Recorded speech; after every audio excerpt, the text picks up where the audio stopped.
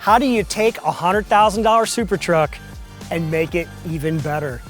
Most places are just gonna show you an AEV Prospector in stock form, which is a great truck. 40-inch tires, 3-4 inches of lift kit, highline flares, really nice deal. But how do you take it to the next level? We're gonna show you the modifications that we made to make this truck usable for this specific client. In this video, we're gonna show you how to carry your bikes, how to carry your skis, and how to carry that 40-inch spare while retaining your roll-up bed cover and without losing bed space. I'm Scott from Axleboy, and if you don't know us, we build adventure vehicles. Trucks, Jeeps, 4x4s, you name it. Behind me, I've got a 2025 Ram 2500. This was an AEV Prospector XL. That means 40-inch tires, skid plates, Salta wheels, Bilstein shocks, AEV suspension, bumpers, and lighting package. But how do we make it even better? We gotta figure out how to carry our bikes. We gotta figure out how to carry our skis. This client's got a wide range of hobbies and he needs this truck to do all of it. So how do you carry a 40-inch spare without giving up all your bed space? How do you put 4 bikes on it without giving up the usability and the functionality of your truck? So we started off the cosmetic mods by cleaning it up and getting rid of all the chrome. Blacked out the mirrors, blacked out the badges. Coming around front, we blacked out the grille. Get everything looking really clean and really dark. Tinted the windows, whole 9 yards. The first problem with the Ram from AEV is that they mount the big spare tire vertically up against the front wall of the truck. We don't just block the view, that's bad enough, but we can't keep things dry in the bed. Now the client didn't want to go with a full camper shell. He wanted kind of a tonneau cover. So we opted for the automatic roll-up tonneau cover so it can roll forward. We didn't want that 40-inch tire to take up all that space underneath the cover. We didn't really need it to be weather tight. So what we did was we fabricated some crossbars to build in to the Kuat Ibex rack, and we mounted that 40-inch tire horizontally up above the cover. Now it's still blocking the rear view mirror, but we're gonna show you how we solved that problem. We also added the heavy-duty Pro Eagle jack. It's the largest one they make. It mounts up there on top so he can get these big meets off and on when he's on the side of the road or off-road. All custom fabricated sidebars that are removable. If you're not familiar with the Kuat Ibex bed rack, it's a completely modular system. You start off with just the cage and then you can add on all the different accessories. You can add molly panels, you can add the bike racks, you can add them on the side, you can add them on the top as we've done here. Everything is modular, everything is movable.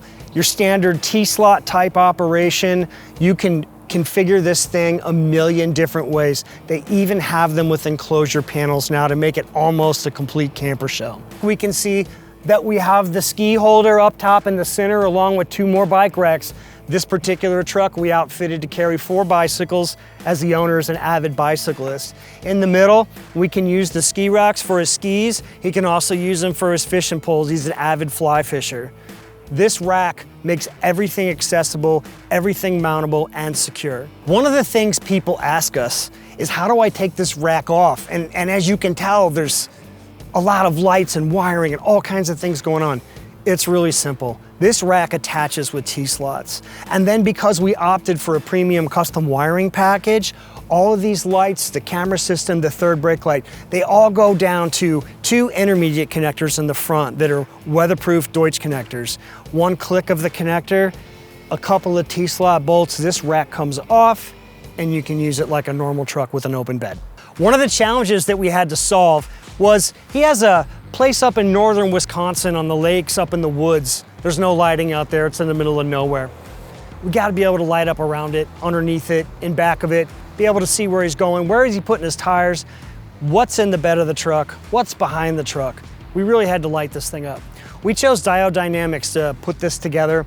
We added the multicolor rock light package, 2 in each wheel well, 1 in the center, front and back, and a couple in the middle. These were all custom mounted, and the wiring harnesses were all modified to make them sleek and in the same exact harness and routing. We also added some in the bed and then added them as scene lights on the side. This keeps everything well lit.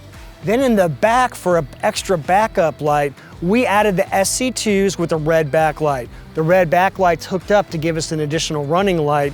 Push the button, bright white, you can see where you're going. Now that we're inside of the vehicle, we can take a look at how we solved the problem of controlling all of the electrical accessories that we added.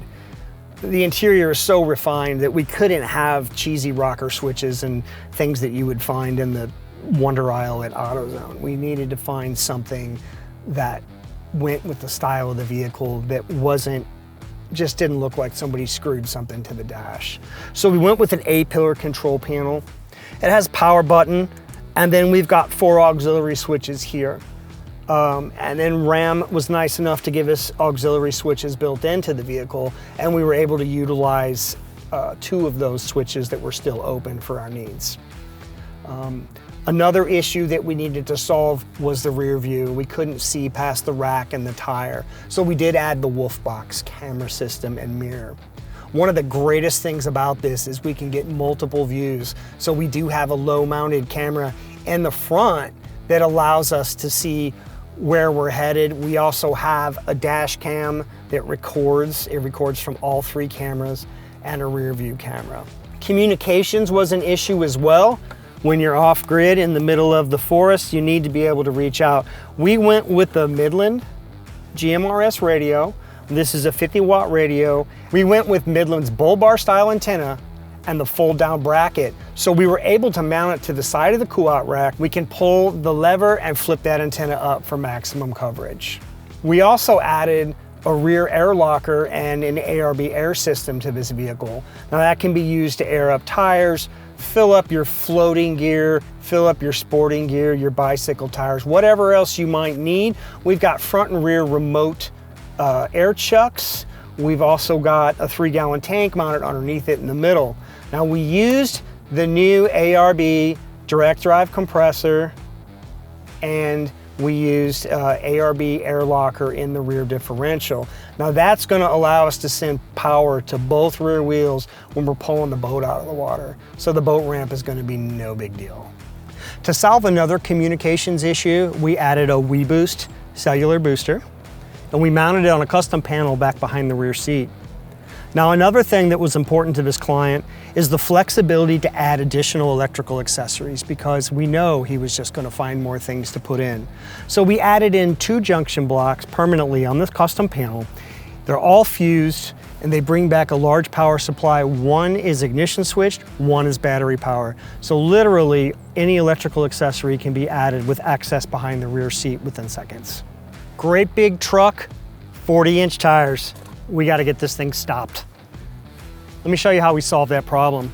SSBC offers what's called the B8 Barbarian package. These are 8-piston custom calipers, huge, the size of your head. They changed the braking performance of this thing and made it safe, comfortable, and nimble. We're passionate about this, and we're passionate about overlanding and adventure. We're building a community of enthusiasts that crave adventure and limitless exploration. If you've got a project you're thinking about, or you're thinking about building an adventure rig, check us out at axleboy.com and come see some more. And you don't have to have a $100,000 super truck to get started. Check out the video we just did on a rooftop tent on a Gladiator on YouTube. Thanks for watching, guys, and if you have any questions, give us a call.